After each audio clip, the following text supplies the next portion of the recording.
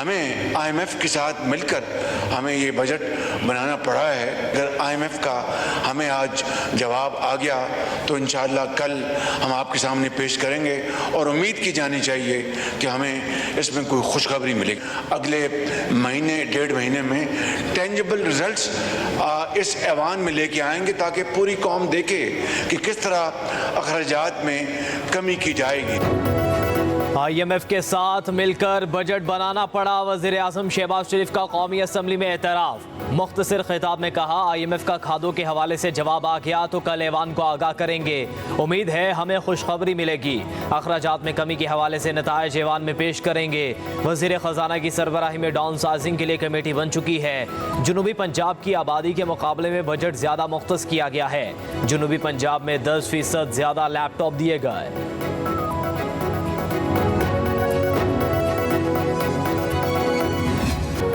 वफाकी काबीना ने ऑपरेशन अज़्म इस्तेहकाम पाकिस्तान की मंजूरी दे दी। काबीना ने नेशनल एक्शन प्लान के एपेक्स कमेटी के फैसलों की भी तौसीक कर दी।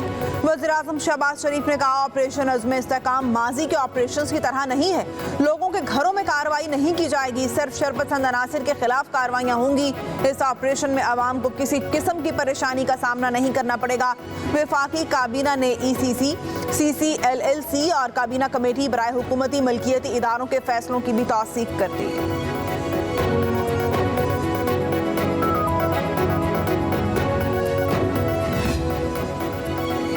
किसी ऐसे फौजी ऑपरेशन पर गौर नहीं किया जा रहा जहां आबादी की नकल मकानी की ज़रूरत होगी। वज़ीर आज़म ऑफिस का ऑपरेशन अज़्म इस्तेहकाम के हवाले से एलामिया जारी। कहा, ऑपरेशन अज़्म इस्तेहकाम गलत समझा जा रहा है। इसका मवाजना गुज़श्ता मुसल्लह ऑपरेशन जैसे ज़रब अज़ब और राह निजात वगैरह से किया जा रहा है। अमन व इस्तेहकाम के लिए ऐलान करदा विजन का नाम अज़्म इस्तेहकाम रखा गया है। वज़ीर आज़म ऑफिस का कहना है कि गुज़श्ता ऑपरेशन में रियासत के रिट को चैलेंज करने वाले इलाकों में दहशतगर्दों को जहन्नुम वासिल किया गया। इस वक्त मुल्क में कोई नो गो एरिया नहीं है। एलामिया के मुताबिक मुल्क के पायदार अमन व इस्तेहकाम के लिए हाल ही में ऐलान करदा विजन का नाम अज़्म इस्तेहकाम रखा गया है। सियासी जो है अज़ाइम नहीं है इस ऑपरेशन के। KP की हुकूमत जो है, मैं वहाँ पे मौजूद था, चीफ मिनिस्टर साहब ने कोई इख्तलाफ नहीं किया। तो उन्होंने दबे लफ्ज़ों में ये कहा है कि हम इसको सपोर्ट करेंगे। 5-6 हज़ार बंदा यहाँ पे लाया गया था और बसाया गया था। तालिबान जो है उनको बसाया गया था।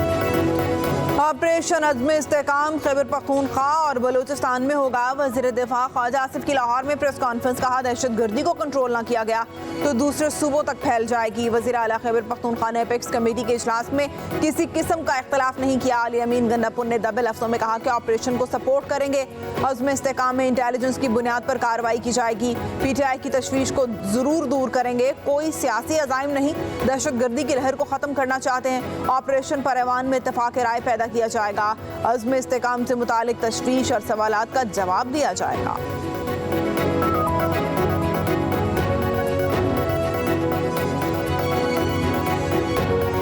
हम सबकी मंशूर में मौजूद है। मेरा तो कब से, आजकल तो आपकी मंशूर में भी है कि हमने नैब को खत्म करना है। लग भी मुझे रहा है कि जो नैब के सबसे बड़े हामी थे वो भी शायद आजकल इस कदम को सपोर्ट करें।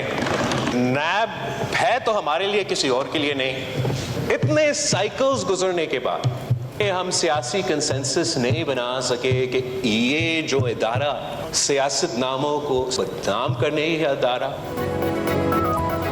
नैब सियासतदानों को बदनाम करने वाला सियासी इंजीनियरिंग का इदारा है। चेयरमैन पीपल्स पार्टी बिलावल भुट्टो जरदारी की नैब पर कड़ी तनकीद। कहा, नैब सियासी इदारों और जमहूरियत को नुकसान पहुंचाने वाला इदारा है।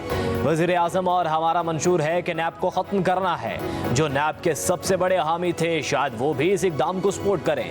पब्लिक प्राइवेट पार्टनरशिप को नैब से इस्तिस्ना दिला देंगे जैसे SIFC को दिलाया। नैब ख़त्म होने से मईशत और बिजनेस कम्युनिटी को फ़ायदा होगा। वज़ीर ख़ज़ाना मोहम्मद औरंगज़ेब कहते हैं, बजट से मुतालिक वफाकी हुकूमत ने कई तजावीज़ पर अमल दरामद का फैसला किया है। खैराती अस्पताल को सेल्स टैक्स से इस्तिस्ना पर गौर कर रहे हैं। FBI रिफॉर्म्स पर तेजी से काम जारी है। हमें मुसल्लह फौज की कारकर्दगी पर फख्र है। हुकूमत पाक फौज को जरूरी वसाइल फराहम करेगी। चीनी माहिरीन को सिक्योरिटी फराहम करने के लिए भी इक़दाम किए जा रहे हैं। कोशिश कर रहे हैं कि अगला IMF प्रोग्राम आखिरी हो।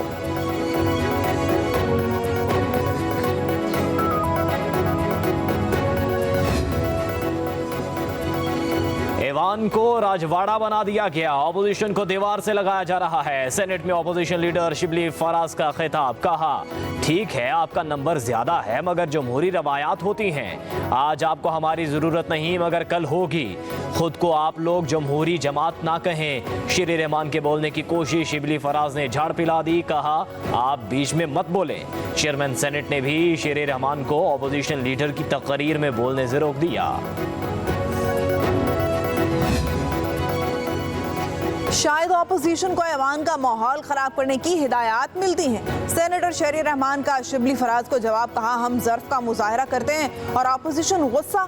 कहा गया, पख्तूनों का कत्लेआम ना किया जाए। हम क्यों किसी के कत्ल की हिमायत करेंगे।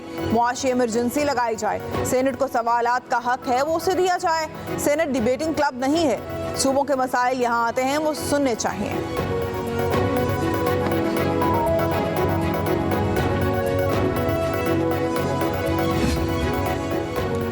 आइन मुक़द्दस है, इस पर अमल करना लाजमी है, ऑप्शन नहीं। अगर ख़वातीन या अक़लियतों की मखसूस नशिस्तों की फहरिस्त नहीं दी गई तो असरात तो होंगे।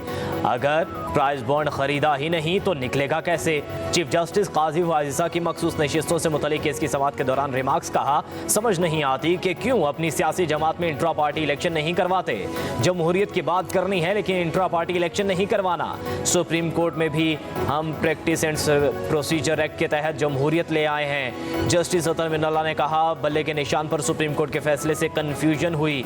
चीफ जस्टिस ने कहा, बल्ले के निशान पर नहीं, इंट्रा पार्टी इलेक्शन पर फैसला दिया। इंट्रा पार्टी इलेक्शन और बल्ले के निशान पर फैसला कहने में फर्क है। किसी और पेज के फैसले पर रिमार्क्स दुनिया दुरुस्त नहीं। जस्टिस आयशा मलिक ने कहा, मखसूस नशिस्तों में इंतखाबात का रिजल्ट आसानी से तब्दील किया जा सकता है। तनासुब नुमाइंदगी के उसूल से हटकर नशिस्तें नहीं दी गईं। जस्टिस मुनीब अख्तर बोले, PTI उम्मीदवारों को मखसूस नशिस्तें ना देने के लिए अलग उसूल अपनाया गया। जस्टिस अतर मिनल्ला ने कहा कि कोई भी फैसले की कानूनी हैसियत पर सवाल नहीं उठा रहा। क्या इलेक्शन कमीशन ने बताया कि अगर बल्ला नहीं होगा तो तमाम उम्मीदवार एक निशान पर कैसे इंतखाब लड़ेंगे। इस्लामाबाद हाई कोर्ट ने ऑडियो लीक्स केस में एडिशनल अटॉर्नी जनरल की चेंबर में समाअत की सदा मुस्तरद कर दी। जस्टिस बाबर सत्तार ने रिमार्क किया कि उन्होंने दहशतगर्दों से मुतालिक नहीं, सिर्फ कानून का पूछा है। कि नेशनल सिक्योरिटी का मामला नहीं, नेशनल सिक्योरिटी के सीक्रेट आपसे नहीं पूछ रहा। चेंबर समाअत का मजाक शुरू नहीं करेंगे। अदालत ने कहा, फोन टैपिंग का कोई कानून मौजूद नहीं, जो हो रहा है वो गैर कानूनी है। ऑडियो लीक्स केस की समाअत गैर मुअय्यना मुद्दत तक के लिए मुलतवी।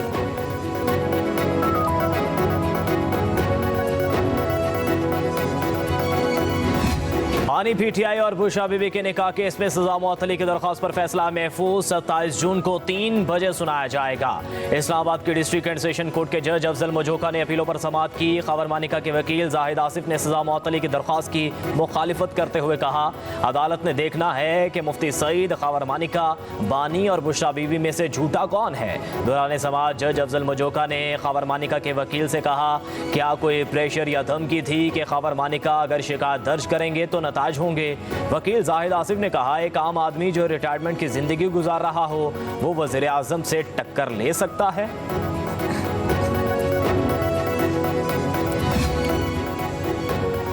सुप्रीम कोर्ट में 3 नए जजेस ने हल्फ उठा लिया। जस्टिस मलिक शहजाद अहमद खान, जस्टिस अकील अहमद अब्बासी और जस्टिस शाहिद बिलाल हसन ने हल्फ उठाया। डॉक्टर किबला अयाज ने सुप्रीम कोर्ट के शरीयत एपलेट बेंच के एडहॉक जज के तौर पर हल्फ उठाया।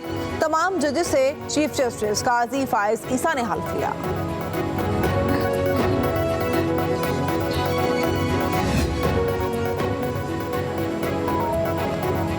जस्टिस शुजात अली खान ने कायम मुकाम chief justice Lahore high court का हल्फ उठा लिया। गवर्नर पंजाब सरदार सलीम हैदर खान ने जस्टिस शुजात अली खान से हल्फ लिया। वज़ीर आला पंजाब मरियम नवाज समेत पंजाब हुकूमत के आला हुकाम भी मौजूद थे। उधर सिंध हाई कोर्ट के सीनियर जज जस्टिस शफी सिद्दीकी ने कायम मुकाम चीफ जस्टिस के ओहदे का हल्फ ले लिया। जस्टिस नेमतुल्लाह ने कायम मुकाम चीफ जस्टिस शफी सिद्दीकी से हल्फ लिया।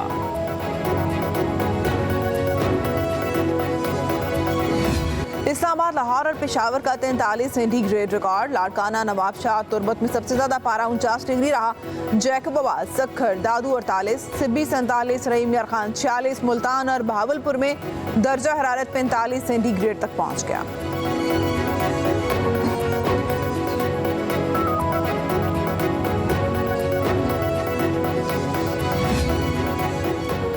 एक तरफ गर्मी तो दूसरी तरफ बिजली की लोड शेडिंग। शहरियों की जिंदगी अजीरन हो गए। बिजली का शॉर्टफॉल 6419 मेगावाट तक जा पहुंचा। तलब 25,500 मेगावाट, पैदावार 19,081 मेगावाट रिकॉर्ड। शॉर्टफॉल बढ़ने से 8 घंटों तक की लोड शेडिंग। ट्रांसफार्मर जलने और दीगर तकनीकी खराबियों के बाद बिजली के घंटों बंदिश मामूल बन गई।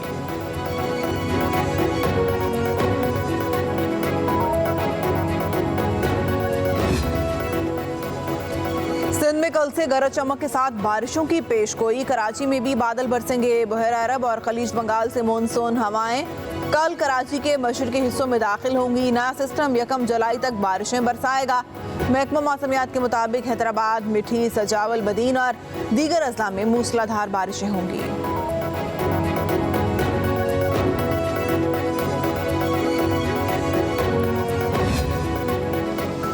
वज़ीर आला पंजाब की ज़ेर सदारत सूबाई काबीना का इजलास। किसान कार्ड, अपनी छत अपना घर प्रोग्राम। दूर दराज इलाकों में डॉक्टर्स की आर्जी बुनियादों पर फौरी तकर्रुरी और अलाउंस बढ़ाने की मंजूरी।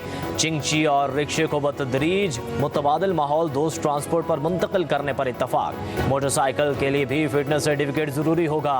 यतीम तलबा को इलेक्ट्रिक बाइक देने के लिए तरीक़ाकार की मंजूरी। महकमा हायर एजुकेशन और स्कूल एजुकेशन में इंतज़ामी अफसरान की तैनाती के लिए IT स्क्रीनिंग टेस्ट पास करना लाजिम करार। सियासी नहीं, अवामी मफादात को मद्देनजर रखकर फैसले करती हूँ। मरियम नवाज का इजलास से खिताब।